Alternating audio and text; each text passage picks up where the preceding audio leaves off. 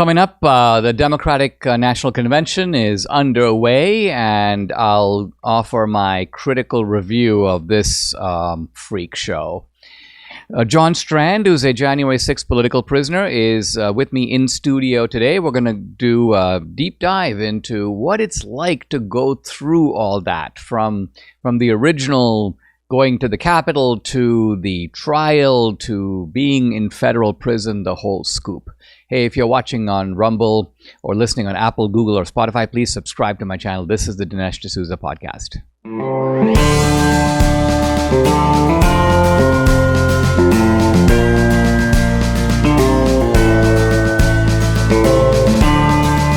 America needs this voice. The times are crazy. In a time of confusion, division, and lies, we need a brave voice of reason, understanding, and truth. This is the Dinesh D'Souza podcast. The Democratic Convention is underway. Last night was day number 1. Tonight, Debbie tells me Obama is scheduled to speak. So I don't know if I can quite sit through Obama going on in his characteristically twisted and deceitful way, but I'll certainly try to pick up some of the things that he says and talk about them on the podcast tomorrow.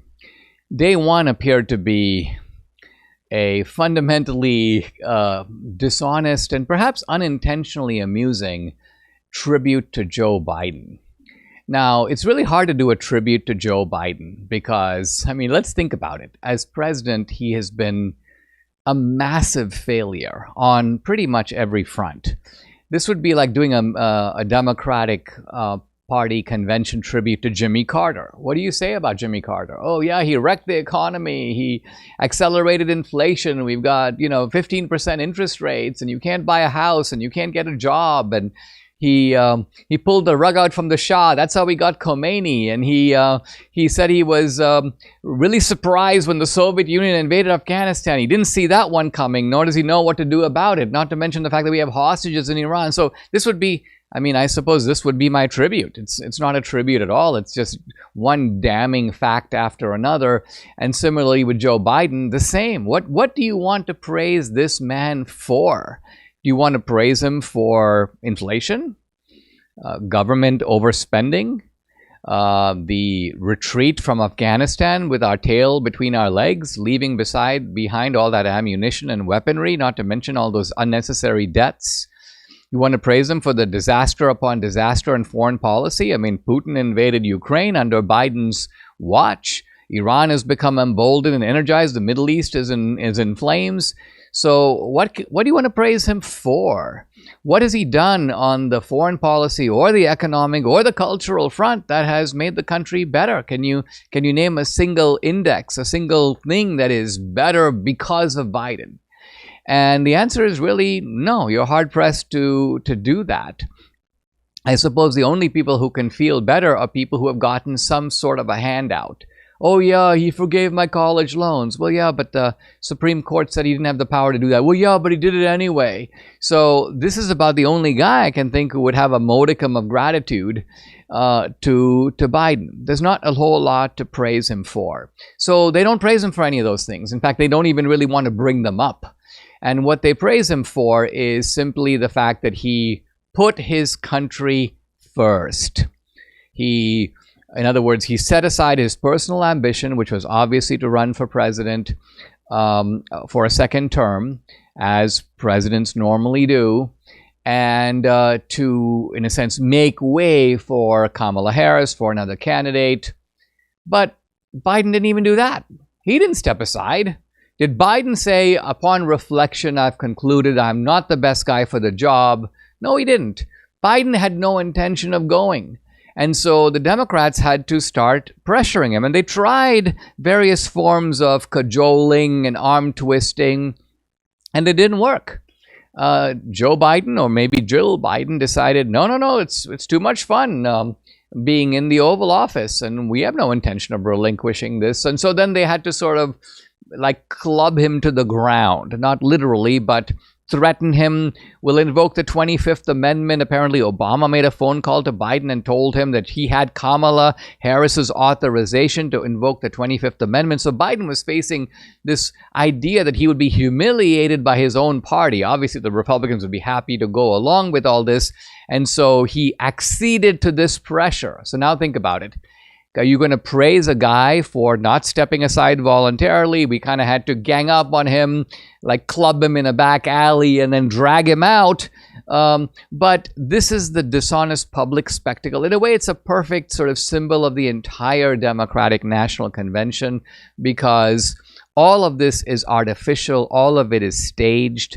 And yet the little details of it, I've mentioned a couple of them. One of them is just this big abortion truck authorized by the DNC that's providing, vasectomies. And I look at some of these epicene, effeminate Democratic males, and I'm thinking, you look like you already had a vasectomy. And then abortion. So all of this is what's going on in Chicago. And I just wonder whether the American people are seeing through this charade. I hope that enough of them are. A charade that's only just beginning, but we have pretty much the whole week. So there's quite a bit more to come. In these crazy times, there's peace of mind in having security. Security for our country, for our leaders, security for our families, and also, of course, financial security. But think about this. You're not financially secure if all your eggs are in one basket. Gold and silver are an excellent way to diversify your savings. They can be a hedge against inflation. They're a physical asset that's in high demand globally, from the wealthy to central banks. And through my friends at Birch Gold Group, you can own physical gold and silver in a tax-sheltered retirement account. That's right, you can diversify an old IRA or 401k for no money out of pocket into an IRA in gold and silver. This is one thing you can do to secure your family's savings.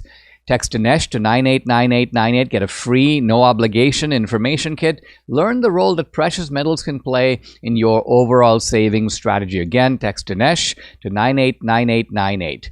Birch Gold has an A+ rating with the Better Business Bureau. Thousands of happy customers. You can trust Birch Gold like Debbie and I do. Text Dinesh to 989898. Are you feeling overwhelmed by the increasing cost of health insurance? Have you had enough of not having control over your healthcare dollars? Introducing Share Right. It's healthcare done the right way. At Share Right, you're not just a number, you're part of a caring community. And forget about paying excessive premiums. With Share Right, you stand to save 30 to 50% compared to health insurance. Think about what you could do with all those savings. But it's more than just savings. Share Right ensures you have access to the care you deserve precisely when you need it, from routine checkups to unexpected emergencies. So with Share Right, your healthcare is their top priority. Empower yourself today by taking control of your healthcare costs. Visit shareright.org/Dinesh to learn more. See how much you can save. Visit shareright.org/Dinesh. That's shareright.org/Dinesh for healthcare done the right way. Guys, I'm very pleased to have in studio John Strand. He is a January 6th political prisoner. A little bit about him. He's a writer, an actor, a model, a musician, a director, so clearly a jack of all trades. He also led the Beverly Hills Freedom Rally in 2020, which brought tens of thousands of people to LA to fight against the COVID mandates and the COVID crackdowns. He was security and communications support for Dr. Simone Gold. You might, Dr. Simone Gold, the founder of America's Frontline Doctors. That's actually what brought him to Washington, D.C. on January 6th. And he has had quite an ordeal, which we're going to go into in some detail. It's just really good to hear firsthand about how all of this plays out. By the way, you can follow him on X at John Strand USA, the website, johnstrand.com. John, thank you for being here. I really appreciate you and Simone stopping by while you're in town. Tell a little bit about yourself. You've traveled all over the world. In fact, you spent some time in India, and you seem to have done a lot of things with your life in a few short years. Yeah, I'm making the most of what I have so far. Dinesh, thank you for having me. I really appreciate the opportunity, and I'm really just blessed to share this story because it's it's quite something. I'm learning a lot through it, and I think it has a lot of implications for what's going on in the world. But as you mentioned, I've done some traveling. I got my start early in a homeschooling family, God-fearing parents, with a lot of creativity, and I really fell in love with the arts. So I've worked as a model, an actor, musician. I now work as a creative director for America's Frontline Doctors. But many of those different experiences brought me to different places in the world and really gave me a deep appreciation for the amazing freedoms and also the amazing constitutional republic that we have to protect those freedoms for our citizens.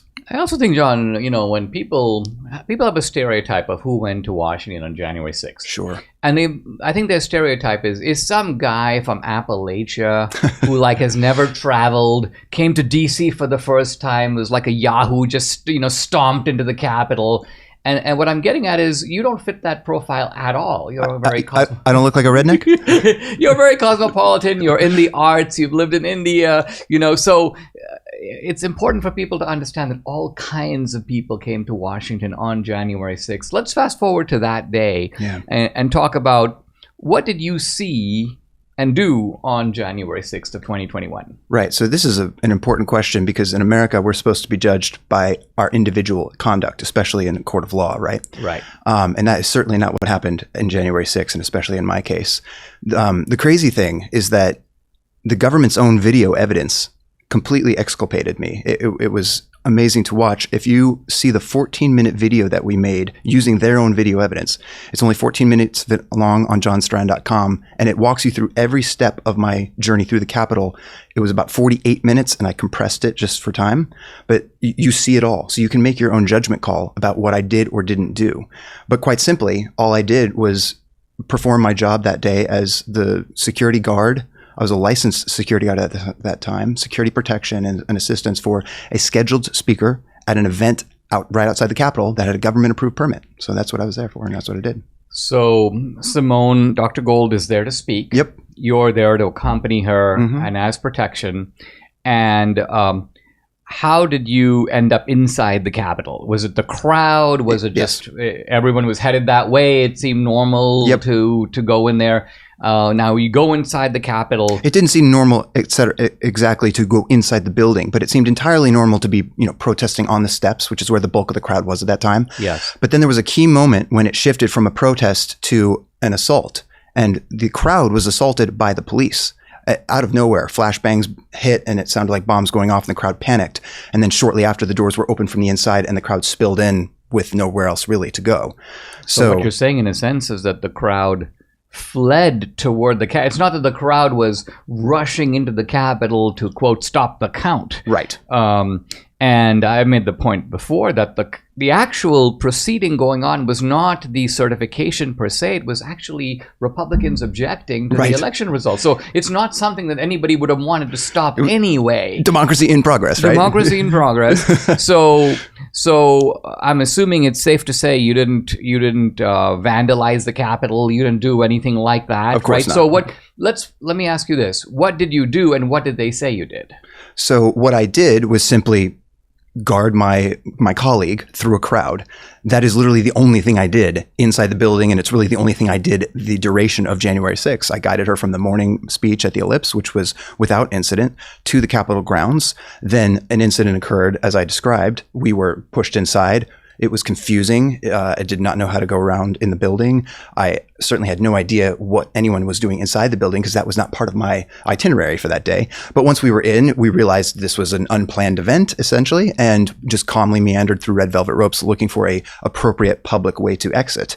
When that was finally indicated to us by law enforcement, of course, we complied, and then I just guided my colleague safely out of the building, and we went home, and that was it. I mean, one of the striking things to me was for when they say that there was this insurrection, this invasion of the Capitol, I never saw a single video of any policeman with like a bullhorn or a microphone saying, "Everybody, evacuate this building. None of you are authorized to be here. You must all leave now." Isn't that sort of the dog that didn't bark? We never heard that.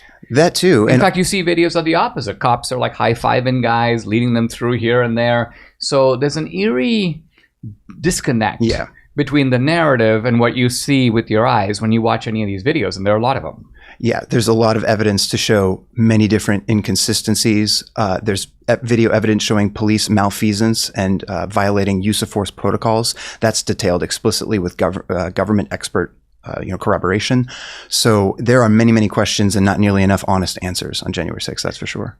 Do you think when you, just looking at the fact A, that the police are the ones who initiate the assault on the crowd, B, we now know, although we don't know the exact number, there's a lot of undercover infiltration. Hundreds. And guys who are in Trump hats, but they're actually undercover. Congressman Clay Higgin has given evidence that there were hundreds of informants. And so, and presumably those guys are playing the role of MAGA loyalists, which is, let's go inside. Right. In other words, they're egging the event on. Now, when we, with a little bit of hindsight, do you think that this was an orchestrated event from the beginning? Without or do question. you think it was? Without question. So they wanted it to happen this way, Yes. so that they could then turn around. They actually wanted more blood to be spilled inside. That's what they really wanted, and they didn't get it. The only blood spilled were 4 innocent protesters who were killed by the police. So the good behavior of the Trumpsters, in a way, foiled their plan. Yes, to a because certain they extent. probably were expecting more of a riot. That's what they set up. That's what they set up. That's fascinating. All right, now you go home after January 6th. Did you have a lot of alarm bells? Because I mean, already the media was all over the event. And what did you think and feel in the immediate aftermath? There was a lot of consternation, as you said. However, because we were actually there, and so we experienced what actually happened, it didn't match up to the hysteria. So in the first couple of days, we didn't quite realize where this was going because we knew what actually happened. So we thought that would level out. And instead, it just accelerated from an attack on the Capitol to the next thing you know, they're equating this to Pearl Harbor. I mean, literally and repeatedly. So, I mean, I don't even know, hyperbole doesn't even cover that. I mean, that's just absurd and shameful. So that's very clearly intentional, that it's completely disconnected from the reality. And then the select committee production with Hollywood producers creating this master horror movie narrative that they pounded on prime time for the next 2 years. I mean, here to me is a reason to think all of this was very well thought out. Yeah. They came up with a phrase almost immediately, and that phrase was insurrection. Yeah. It happens to be the exact word in the 14th Amendment. It's in the Constitution, that word. And it is a reason to take a presidential candidate or a candidate for any other office off the ballot Per the Civil War, yeah. if they create an insurrection, right? So it's almost as if even though there was a certain absurdity in calling what actually happened an insurrection, legally it was necessary. Of course. Because how else could they then take a Colorado case to the Supreme Court and go, this guy did an insurrection, he can't run for president again. Right. Right? So that to me suggests a lot of really very diabolical forethought. Absolutely. To me, it seems identical to Alan Bragg hijacking misdemeanors that are beyond the statute of limitations, faking a felony that's not even legal, and then, saying, I got him convicted. And the next thing you know, at the DNC, which is happening right now, we're running against a convicted felon. Like you connect the dots, you see where it goes, right? It's the same tactic. Yeah, I mean, I think their strategy there was the shotgun strategy, which is, let's hit him. If we hit him with 1 indictment, he could escape. Even 5, he's a very resourceful character. He could escape. But if we have 91, it's like firing a shotgun, at a clay pigeon. One of the bullets is going to land. Well, that's exactly what happened with J6. There was massive vertical overcharging and horizontal overcharging by the DOJ. Let's take a pause. We'll be right back. We're going to discuss vertical and horizontal overcharging. We're going to discuss your trial and what happened after that. You asked, and MyPillow listened. They're finally bringing you the most requested offer ever. Right now, you can get the queen size premium MyPillow for just $19.98. MyPillow is made with patented adjustable fill. It adjusts to your exact individual needs, regardless of your sleep position. It helps keep your neck aligned and holds its shape all night long, so you get the best sleep of your life. But that's not all. Get the 6-piece kitchen or bath towel sets for just $25. the brand new mattress topper as low as $69.98, the famous MyPillow bed sheets for as low as $25, and there is so much more. Here's the number to call, 800-876-0227. Once again, it's 800-876-0227, or go to mypillow.com. Use promo code Dinesh and you'll get big discounts on all the MyPillow products, including the premium queen size MyPillow, just $19.98. That's the lowest price ever, so don't delay. Order today. Go to mypillow.com. Don't forget to use the promo code. It's DINESH, Dinesh. Guys, a big year with the election and a big movie coming out. Perfect time to check out my Locals channel. If you want to support my work, this is a great way to become a monthly or an annual subscriber. I post a lot of exclusive content on Locals, including content that's censored on other social media platforms. On Locals, you get Dinesh Unchained, Dinesh Uncensored. You can also interact with me directly. I do a live weekly Q&A, and no topic is off limits. Hey, I've also uploaded some cool films to Locals, documentaries, feature films. 2000 Mules is up there.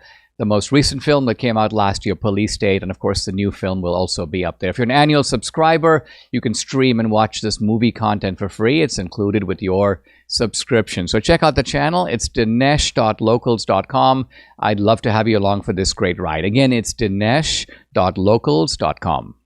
I'm back with J6 political prisoner John Strand. Follow him on X at John Strand USA, the website. And by the way, good place to go to watch this 14-minute video that he mentioned.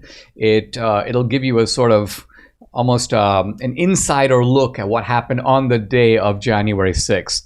johnstrand.com.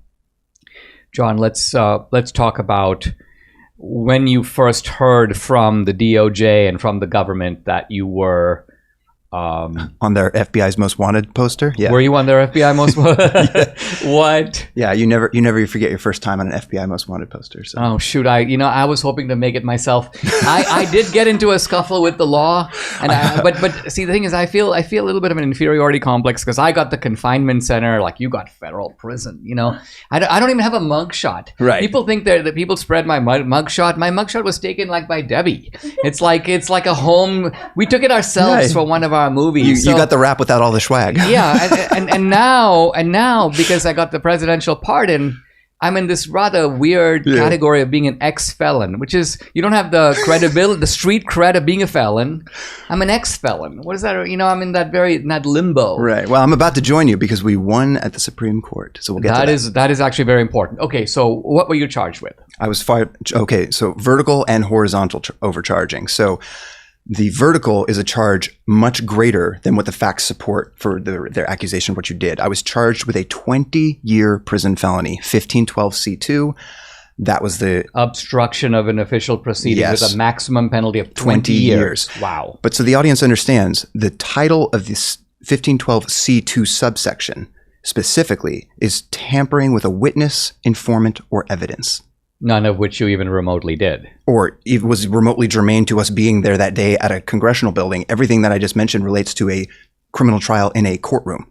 It's not even the right branch of government. So it's completely the wrong law. It comes from the Chevron case where as the whole thing was... sorry. Sarbanes-Oxley from the Enron scandal is 1512. I'm sorry, I said Chevron. I actually meant, of course, Enron. Yes. It had to do with executives destroying documents and trying to prevent an ongoing investigation. So that's why the law was passed. And critically, when it was signed into law by the president at the time, George Bush, he said at the signing, it is critical to understand this should never be used against American citizens who are politically protesting. Because if it was turned in that direction, it would essentially outlaw lobbying. And it's been used thousands of times as intended for corporate fraud-related activity until January 6th when it was used against political protesters. So what you're really saying is that the government became very creative in a bad sense, where they said, look, this doesn't really fit, but let's make it fit.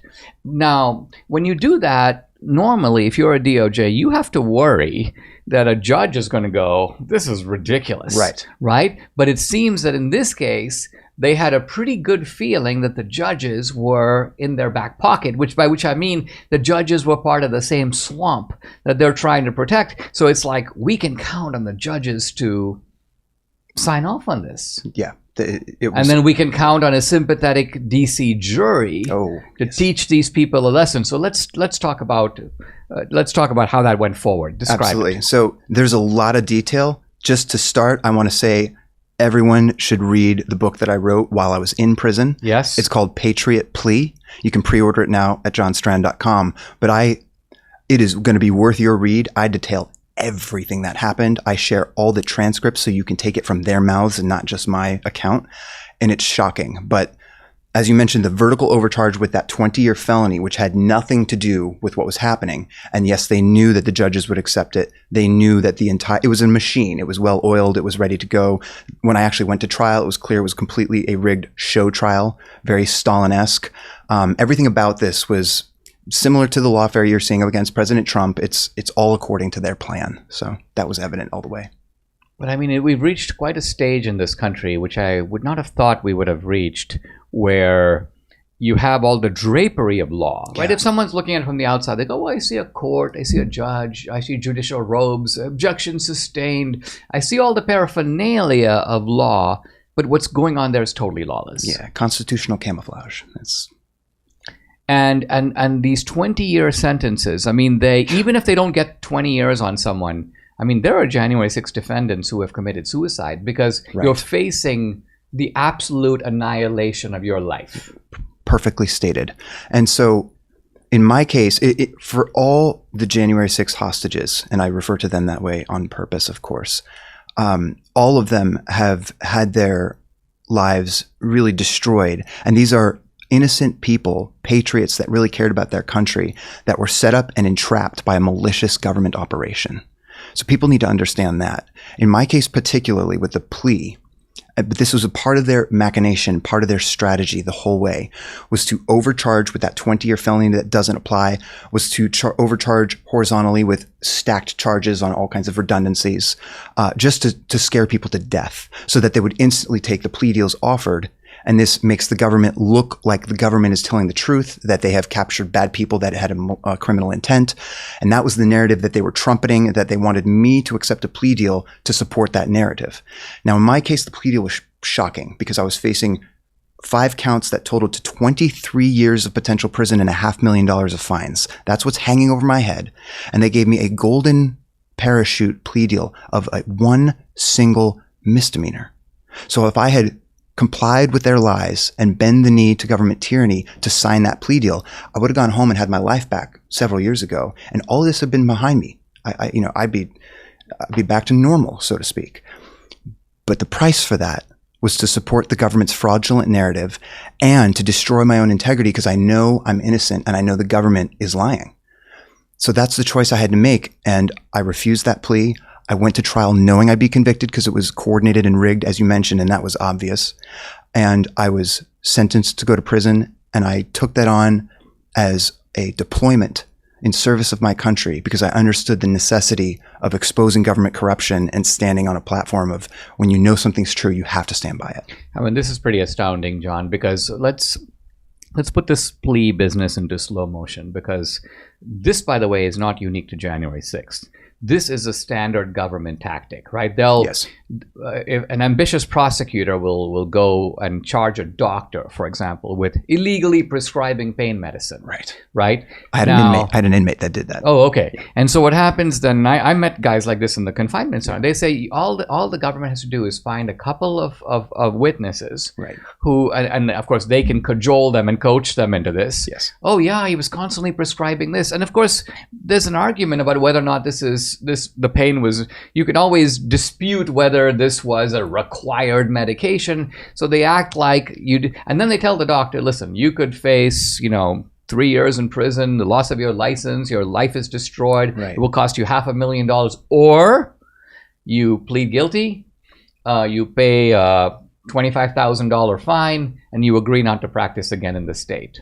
Well, think about it. Even if you're completely innocent, you're like, oh, okay, I'll take the plea because what are my options? Right. So there's an incentive throughout our criminal justice system for innocent people to plead guilty. And then, of course, like you say, the worst part, the moment you do, aha! Right. You admitted you did it. Right. Even though you're facing, this was under duress. I mean, you have a legal gun to your head. That's what Absolutely. you're saying. You had a legal gun to your head but you still didn't take the plea. Yeah, I was facing 23 years and $500,000 in fines, so any heavier than that, and you know, I wouldn't know even what to say about it. But And what did you get? So I went to trial for 6 months. After trial, I was vocal in continuing to speak publicly about the fact that the trial was rigged and dishonest, that the DC swamp is controlling everything, as you mentioned. But I was accurate and specific about my criticisms. And that's detailed in the book as well. So I'm not just throwing out angry words. But the judge was incensed by the fact that I was criticizing the DC court system.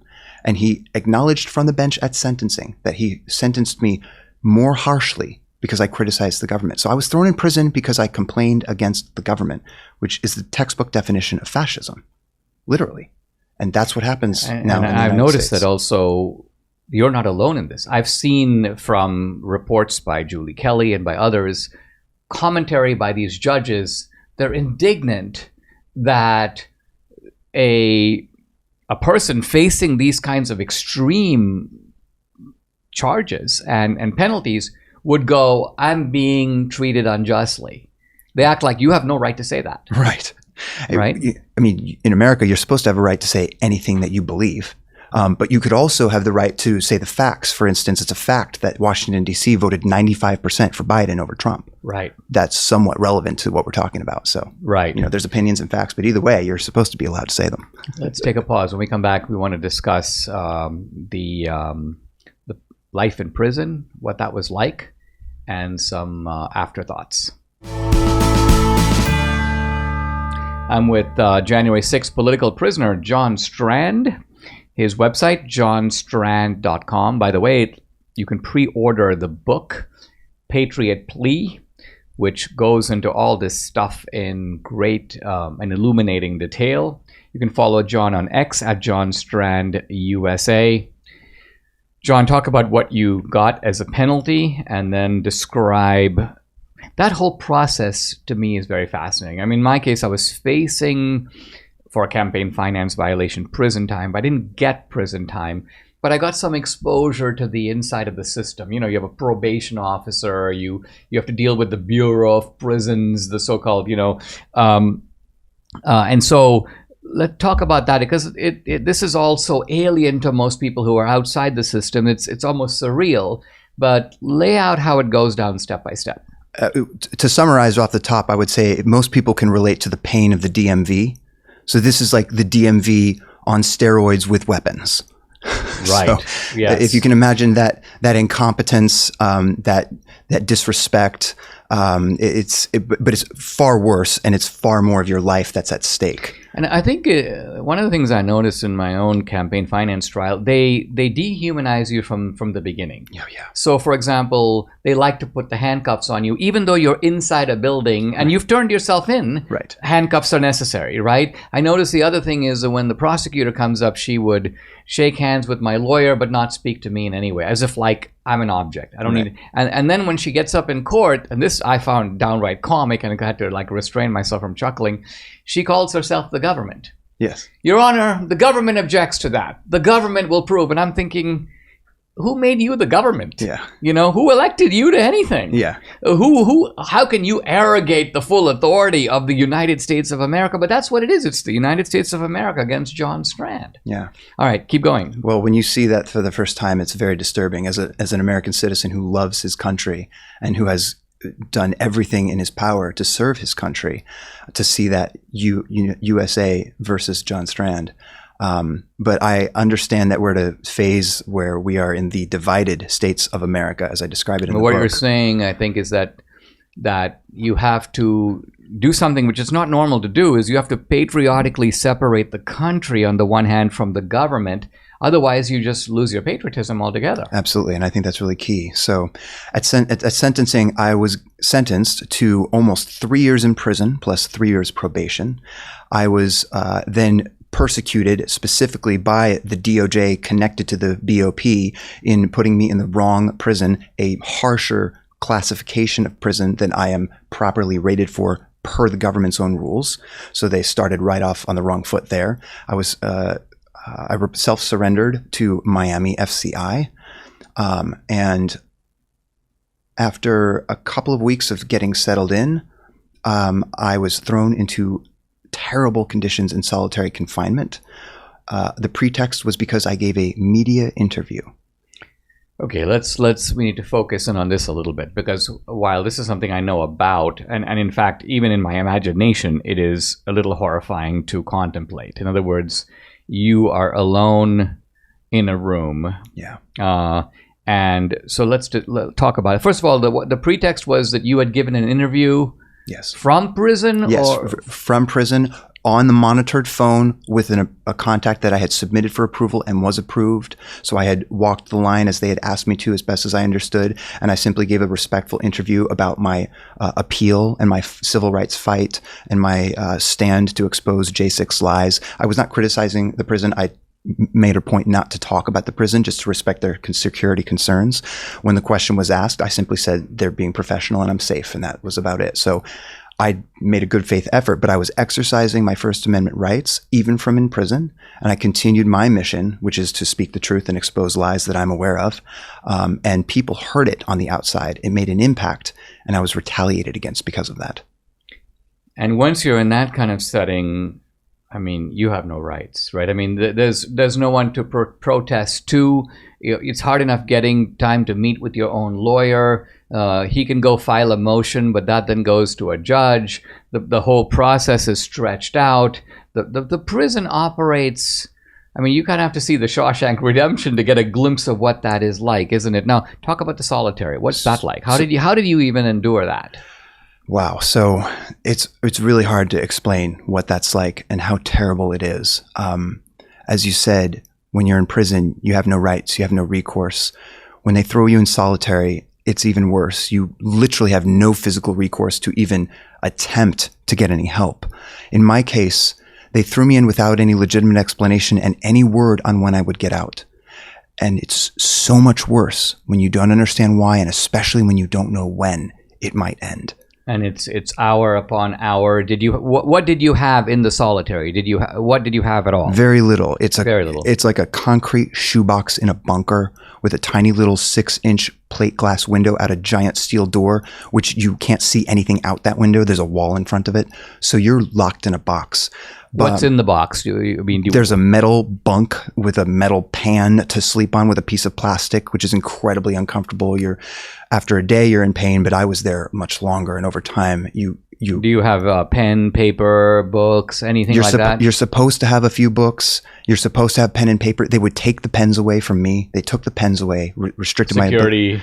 Yeah, risk, nonsense. That kind of nonsense. Yeah. You're supposed to have access to at least over-the-counter medications. They restricted it. Most people in solitary have certain minimal rights. Access to over-the-counter medication, books, at least one phone call per week, and obviously access to your mail and your attorney, which is never ever acceptable to block under any circumstances ever. Hannibal Lecter has an absolute right to contact his attorney. I was blocked from all of that for weeks and weeks with weeks. No legal rationale given. I mean, they don't have to explain to anybody. No. Certainly not to you. Absolutely nothing. Yeah. And how long was the solitary? I was in solitary for 4 straight months.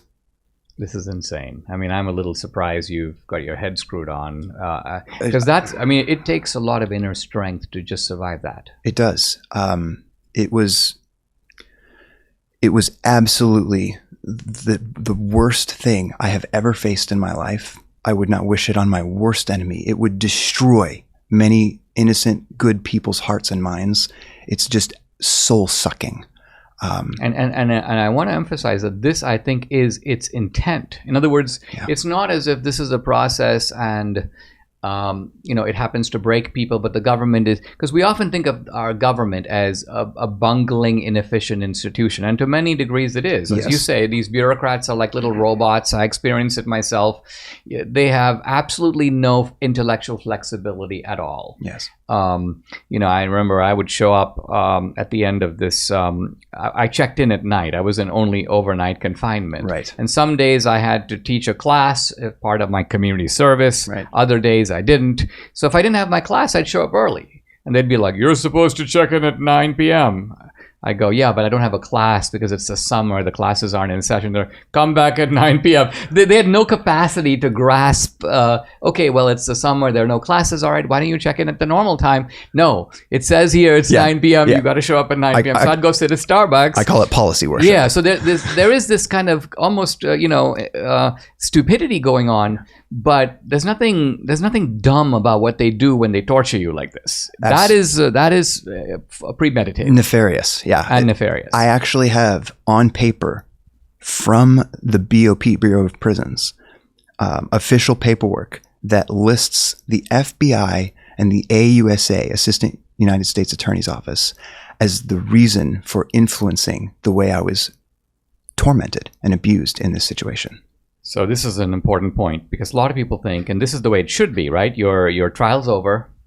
You now have a sentence, and it's the Bureau of Prisons. What people don't realize is that the prosecutors and the DOJ are still in constant contact with the prison and coaching them about how to torture you. Coaching's a nice word. Coaching is a nice word. And the Bureau of Prisons takes instructions from these guys because the Bureau of Prisons is under that apparatus. Correct. So this is... all right, so you continued weaponization. How long did you end up serving? So I had almost a 3-year sentence, and because of our victory at the Supreme Court, which vindicated me on June 28th in the Fisher decision, my attorney was part of that litigation, I was able to be released. Thanks be to God. I'm grateful. Exactly 1 year after I was entered into this prison system. And in a sense, I mean, you're grateful to be released, but the truth of it is, what the Supreme Court basically said is that this was the most serious charge was bogus from the beginning. Correct. And that means you should never have been charged with that at all. Right. So you didn't get less time. You actually did more time than you should have. Because this should not have been on your charge sheet from the outset. Right, which means there only would have been misdemeanors. And before January 6th, we don't put people in prison for misdemeanors. So I shouldn't have gone to prison at all. Essentially, none of the J6 hostages should have ever approached prison doors, particularly when you understand, as we do now, that it was a government-contrived entrapment event, which that implicates the government as the guilty party, and that supersedes any guilt by any J6 hostage. What do you think as we close out here, John, with regard to, I mean, it seems to me like this is the kind of thing that demands some ultimate accountability, because if you don't have it, they'll keep doing it, and I say they because in some ways, if Democrats do it, and by do it, I mean use the weaponry of the state against their political opponents, Republicans come in and don't do it, right? Abstain from it. The Democrats go, well, it's a risk-free strategy for us, right? Because the other side won't do it to us, so we can keep doing it to them. And even if we fail, we'll try again, because this is a disproportionate type of political warfare. So offer some kind of closing thoughts about where we are as a country, and what do you think, how do you think we stop this? So I think at issue here is a false dichotomy that's used to distract and deceive us, and that is Republicans versus Democrats. So in my book, I speak about this, and I describe the real paradigm that exists is between the power and the people.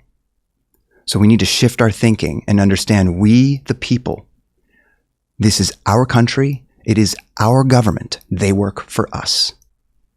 And in this instance, there absolutely needs to be accountability, and I fully intend to dedicate myself to bringing it in whatever capacity God will allow me. Let me ask you a question, Dinesh. What is your, and you know this better than most people because you have dealt with the prison system and you've had your freedom restricted. What is your freedom worth to you? Well, I mean, it's your whole life, right? It's worth everything. It's priceless, right? Yeah, it's priceless. Okay. But in this case, I might settle for $1 billion. Yeah, which is... I was thrown in prison. My life has been destroyed for multiple years because, remember, this is 4 years in and it's still going. The devastation to people's lives, as you mentioned, is really incalculable. And I'm an innocent man. I've sometimes had this conversation because I'll hear people that I respect and so on saying, well, we've got to distinguish between the violent and the non-violent January 6th. And, we need to have some pardons. And I say to myself, when you have a mass scale orchestrated operation and the systematic violation of people's civil rights, and civil liberties, I would pardon everybody, and that would be the starting point. Just the starting point. That's the starting point, because this is such an outrage. It would be, the culpable ones here are the government, the DOJ, the January 6th committee. I mean, talk about a Goebbels-style propaganda operation. Right. And it's to me very disheartening, because I mean, when I was a fellow at the American Enterprise Institute, my neighbor was Dick Cheney. Right. Okay. He was very complimentary to me. Dinesh, I can't wait to read your book. And I mean, so to see that family and Liz Cheney become like the poster of this propagandistic operation, and that is a further corroboration of the fact that you're not dealing with just the Republicans versus Democrats. Right. You've got at least some Republicans who are very much in it with the Democrats in this kind of an operation. Well, John, you're a very brave man. I want to thank you very much for stopping by. Guys, I've been talking to John Strand. Follow him on X, John Strand USA. Go to the website, johnstrand.com, order his book. Watch that video that's on there, just 14 minutes long. John, always a pleasure. Great to have you. Thanks for stopping by. The honor's mine. Subscribe to the Dinesh D'Souza podcast on Apple, Google, and Spotify, or watch on Rumble, YouTube, and salemnow.com.